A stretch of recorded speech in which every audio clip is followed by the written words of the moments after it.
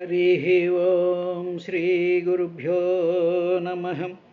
యవ్వని జనించు జగమెవ్వని లోపలనుండు లీనమై యవ్వని యందుడిందు పరమేశ్వరుడెంవడు మూల కారణం బెంవడు అనాది మధ్యలయుడెంవడు సర్వము తానయైన వాడెంవడు వానిని ఆత్మభవం ఈశ్వరునే శరణంబు వేడెదన్.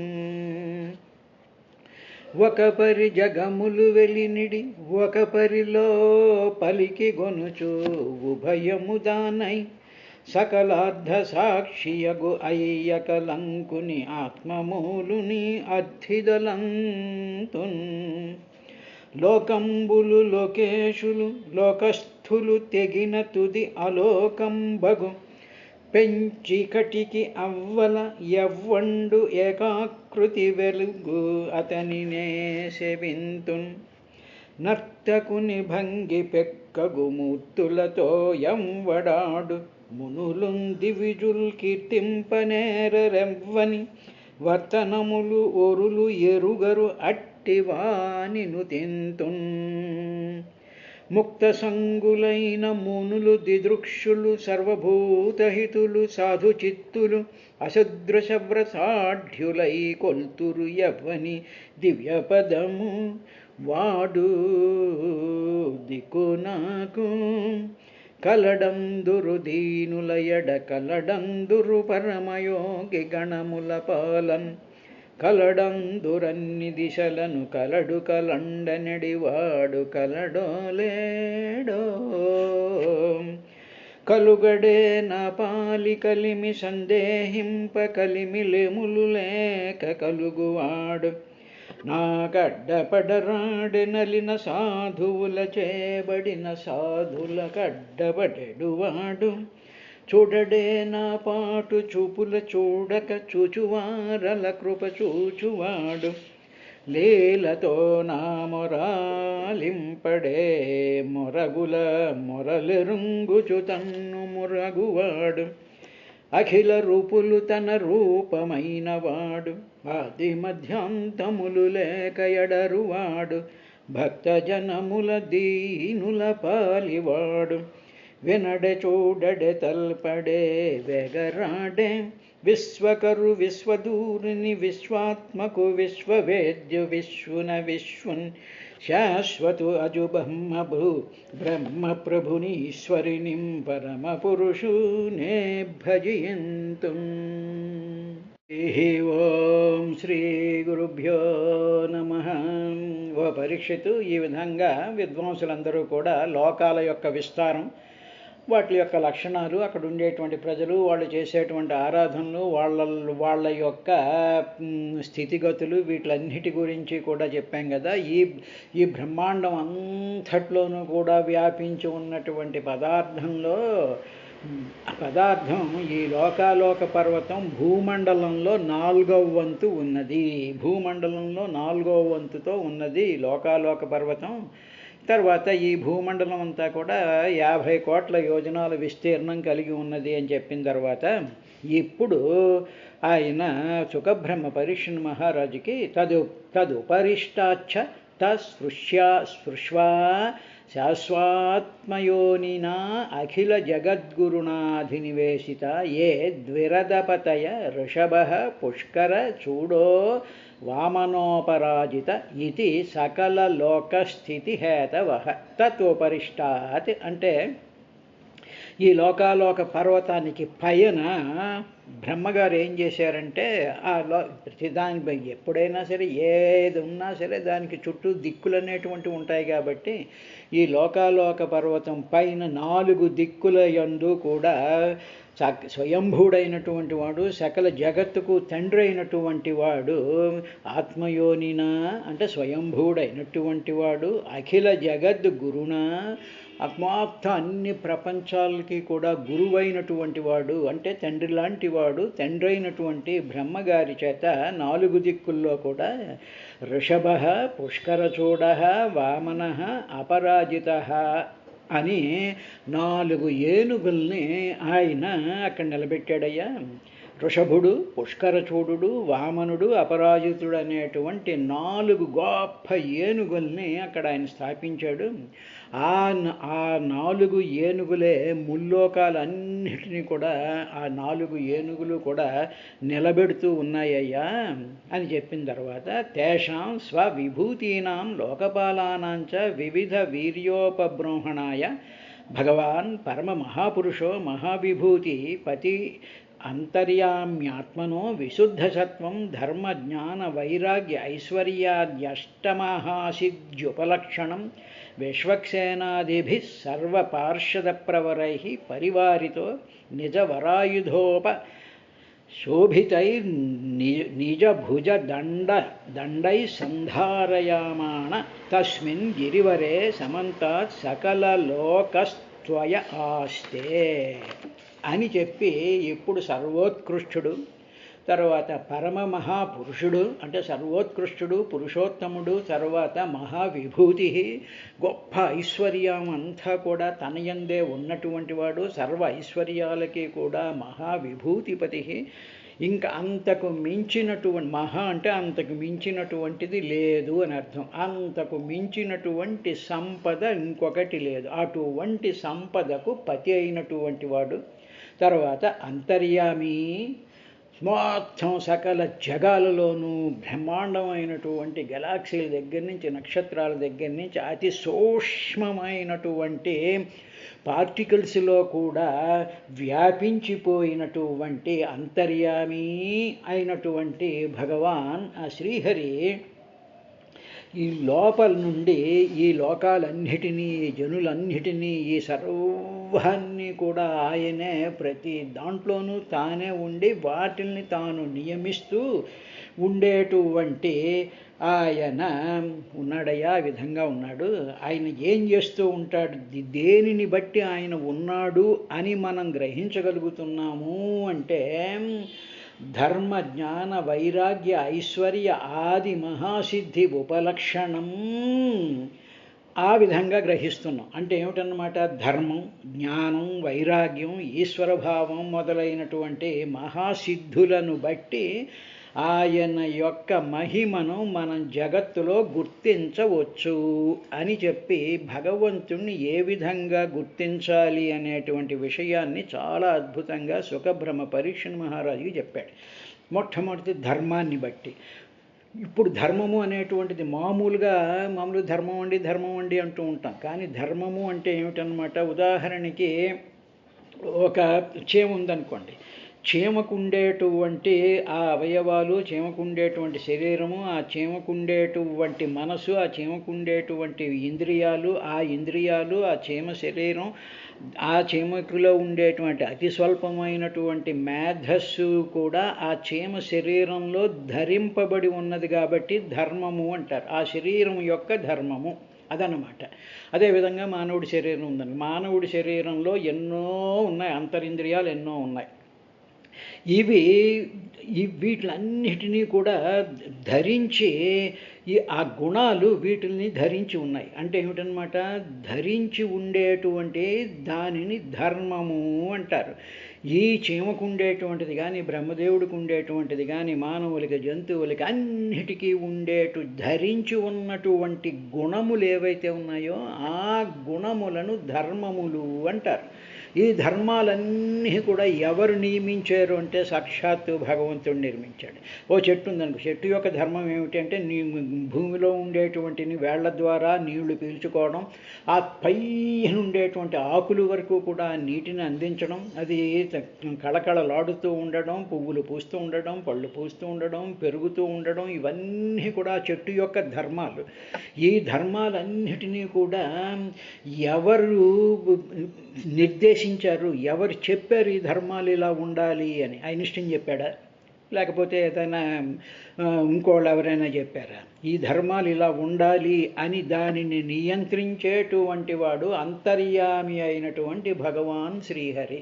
కాబట్టి మనం ఏ ఎగ్జాంపుల్ తీసుకోండి, ఆ ఎగ్జాంపుల్ అది ఆ ధర్మాన్ని, ఆ గుణాలని, ఆ ప్రాపర్టీస్ని అవి అలా ఉండి నియమించేటువంటి వాడు భగవంతుడైనటువంటి వాడు తప్ప మరెవడూ కాదు. తర్వాత ఇంకా జ్ఞానం.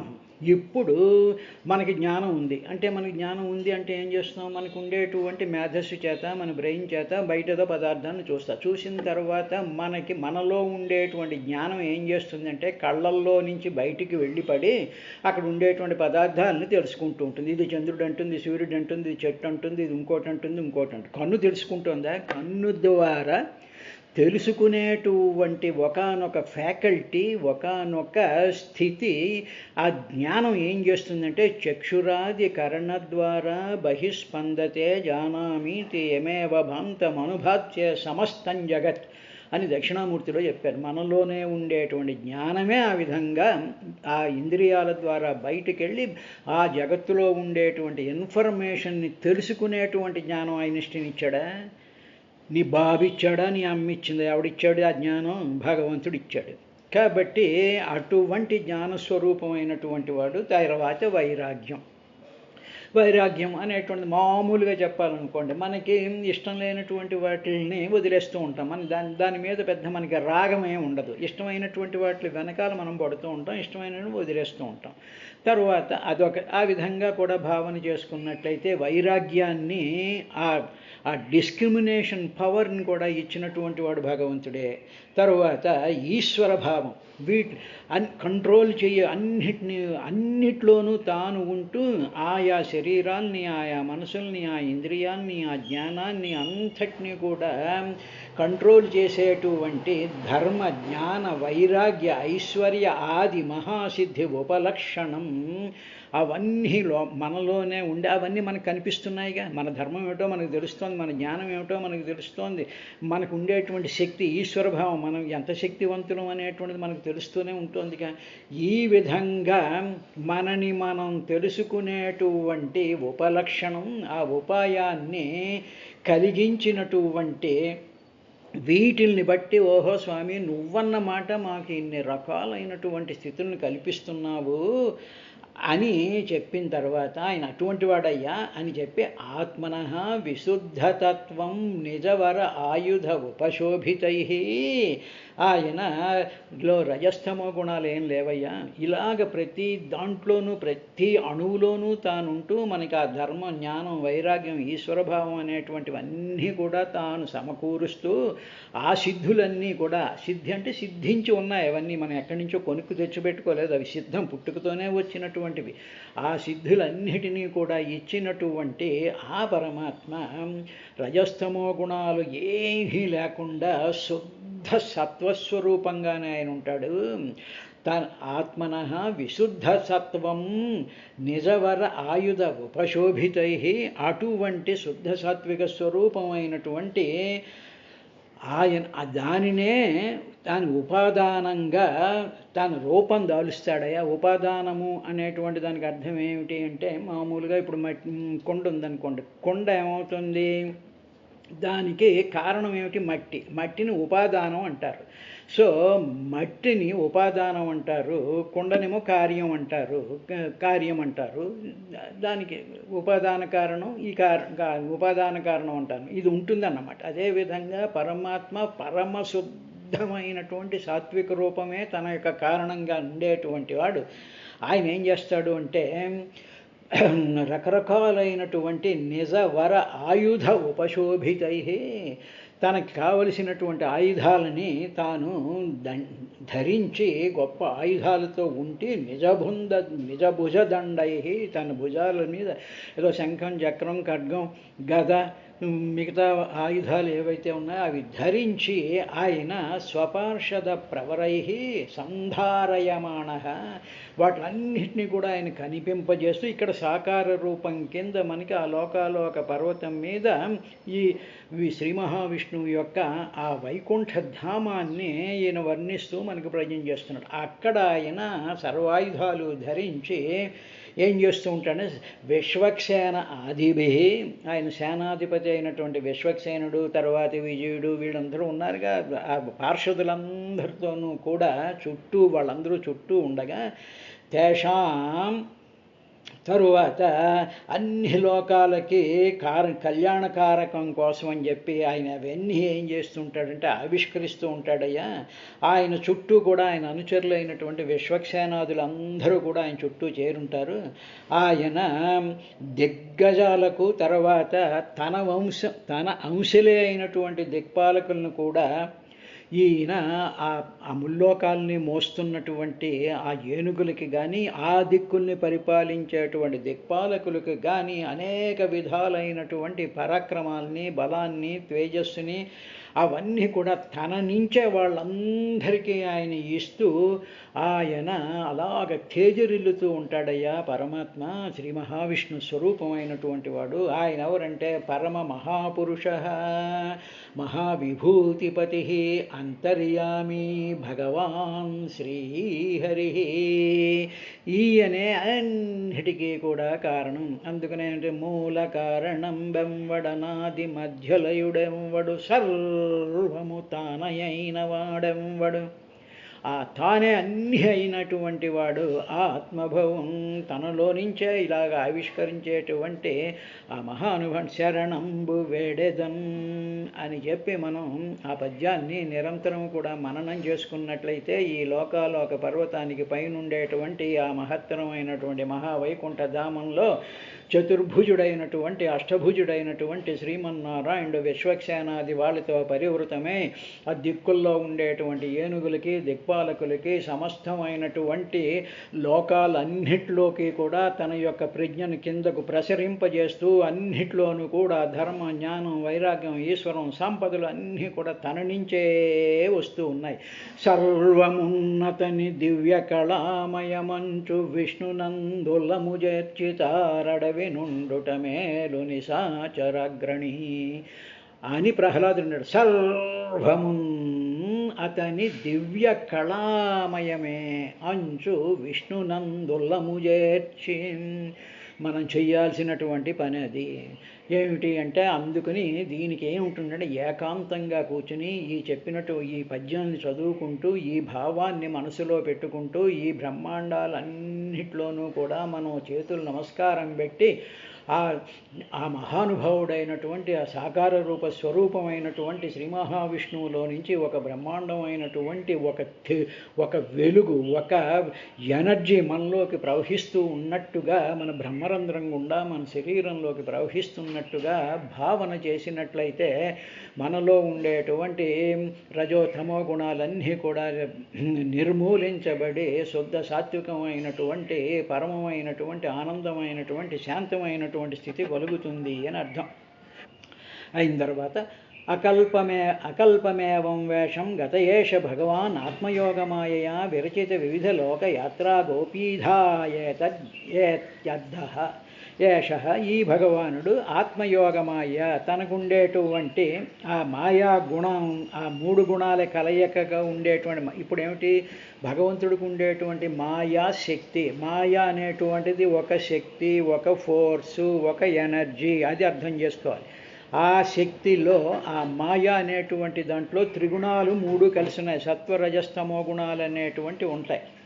ఈ సత్వరజస్తమో గుణాలతో కూడుకున్నటువంటి మాయాశక్తి చేతే ఈ లోకాలన్నిటినీ కూడా ఆయన రచించాడయ్యా.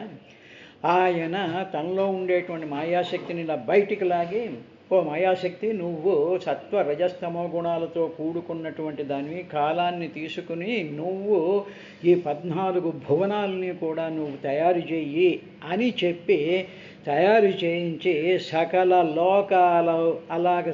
లోకాలు క్రియేట్ చేయబడిన తర్వాత వాటిని రక్షించడం కోసం అని చెప్పి తాను ఏం చేస్తూ ఉంటాడంటే విరచిత వివిధ లోక యాత్రా గోపీధాయేత్యర్థః.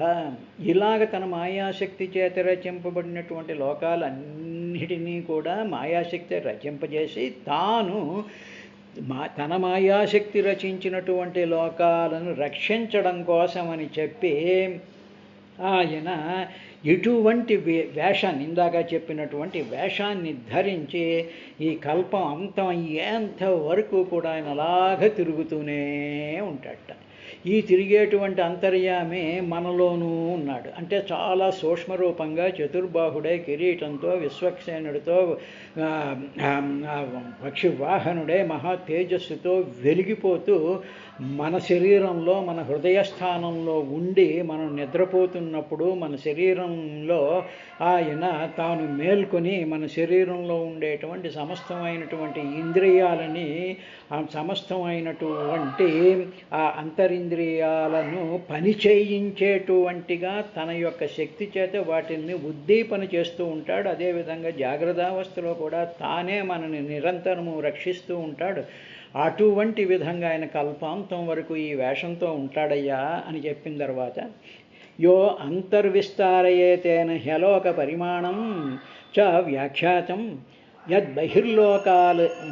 బహిర్లోకాలోకాచల తతః పరస్తాద్యోగేశ్వరగతిం విశుద్ధాం ఉదాహరంతి. ఈ లోకాలోక పర్వతానికి లోపల ఉండేటువంటి ముల్లోకాల విస్తారం కూడా చెప్పబడిందయ్యా.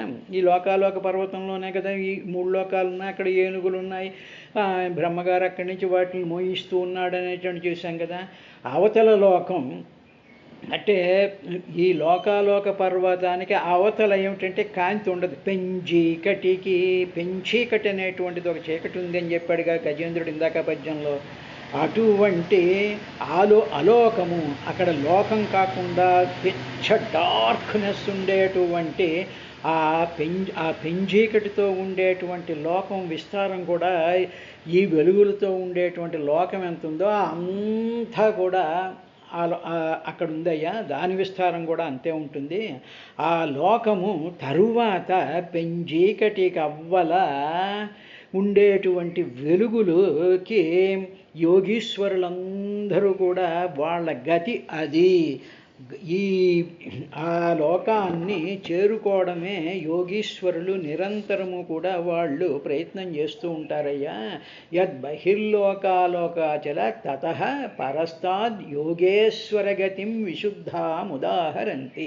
విశుద్ధమైనటువంటి యోగీశ్వరులకి ఆ పెంచీకటికి అవతలున్నటువంటి వెలుగుల లోకానికే వీళ్ళందరూ కూడా ప్రయాణం చేస్తూ ఉంటారయ్యా అని చెప్పారు. దీనినే మనకి గజేంద్ర మోక్షంలో ఆ పద్యాన్ని ఒకసారి చూసి ముందుకెళ్దాం.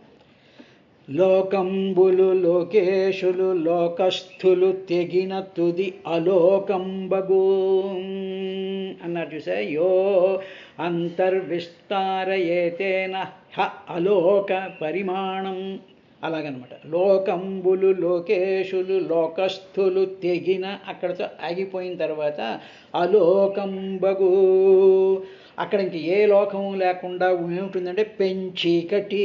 అక్కడ బ్రహ్మాండమైనటువంటి చీకటి ఉంటుందయ్యా.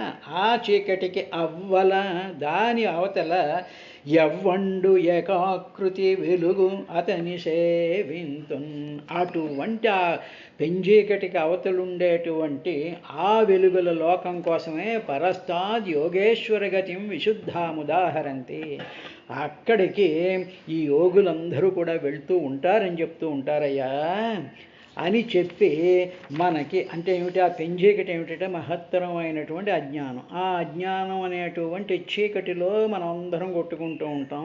మనం యోగం చేసినట్లయితే నిష్కామంగా భగవంతుడి యొక్క ఆ పాదపద్మాలను గట్టిగా పట్టుకుని స్వామి కలడందురు దీనులయడ కలడందురు యోగి గణముల జనముల పాలన్ కలడు కలండెనుడు వాడు కలడో లేడో అనుకుంటూ బాధపడుతూ ఎవ్వని చేజనించు జగమెవ్వని లోపల నుండు లీనమై ఎవ్వని ఎందుడిందు పరమేశ్వరుడెవ్వడు మూల కారణం బెవ్వడనాది మధ్యలేడెవ్వడు సర్వము తానయైన వాడెవ్వడు ఆత్మభవుని ఈశ్వరునే శరణంబు వేడదన్ అని మనం అనుకుంటే అప్పుడు చెప్తాడు. ఇందుగలడందులేడని సందేహము వలదు చక్రి సర్వోపగతుండు ఎందెందు వెతికి చూచిన అందందే గలడు అన్నట్టుగా మనం అజ్ఞానం అనేటువంటి పెంచీకటిలో మనం ఉన్నప్పుడు అన్నిట్లోనూ కూడా వెతికి చూస్తే ఆయన ఉంటాడు అనేటువంటి జ్ఞానాన్ని పొందడమే యోగము అంటారు. అటువంటి యోగ స్థితిలోకి యోగీశ్వరులు వెళ్తూ ఉంటారయ్యా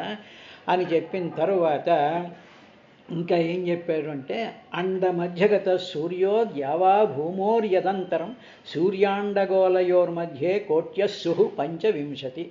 స్వర్గలోకానికి భూలోకానికి మధ్యలో, ఇప్పుడు కింద లోకాలకు వస్తున్నాడు, స్వర్గలోకం ఉంది, భూలోకం ఉంది, మధ్యలో బ్రహ్మాండం యొక్క కేంద్రస్థానం, బ్రహ్మాండంకి ఉండేటువంటి సెంటర్ పాయింట్లో సూర్యుడు ఉన్నాడయ్యా. ఆ సూర్యుడికి బ్రహ్మాండ గోళానికి మధ్యలో 25 కోట్ల యోజనాలు కలిగినటువంటి ఒక స్థలం ఉంది, నిడి ఉంది, అంత అంత బ్రహ్మాండమైనటువంటి వెడల్పు కలిగినటువంటిది ఉందయ్యా. అటువంటి ఆ సూర్యుడు ఏం చేస్తుంటాడంటే మృతేండ ఏష ఏతస్మిన్ యదభూతత్తో మార్తాండ ఇది వ్యపదేశ హిరణ్యగర్భ ఇది యద్ధిరణ్యాండ సముద్భవ. ఆ సూర్యునికి అచేతనమైనటువంటి బ్రహ్మాండంలో ప్రకటమైనాడే ఈ సూర్యుడు.